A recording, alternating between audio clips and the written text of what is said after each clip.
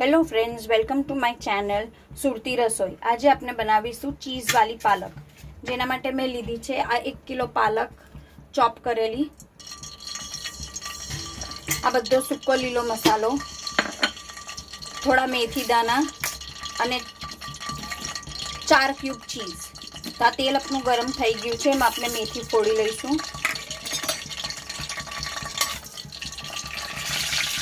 આ મેથી ફૂટી ગઈ તેની અંદર આપણે બધો સૂકો લીલો મસાલો નાખીને એને બરાબર સોટલી લઈશું। આ મસાલો શેકાઈ ગયો છે, તો એમાં આપણે આ રફલી ચોપ પાલક 1 કિલો જેટલી છે તેને નાખીને બરાબર મિક્સ કરી દઈશું અને પકાવી લઈશું। આ પાલકને આપણે મસાલા સાથે બરાબર મિક્સ કરી લીધી છે। હવે જ્યાર તક એનું બધું એક્સેસ પાણી નહીં સુકાઈ જતું ત્યાર તક આપણે એને પકાવી લઈશું, પછી એના ઉપર આપણે ચીઝ ખૂંચીશું। આપણી પાલક પાકી ગઈ છે, એના પર આપણે નાખી દઈશું 4 ક્યુબ ચીઝ। આ આપણે 4 ક્યુબ ગ્રેટ કરી લીધા છે અને આ બરાબર એના પર મેલ્ટ બી થઈ ગઈ છે। હવે આપણે આને ગરમ ગરમ રોટલી સાથે સર્વ કરી લઈશું।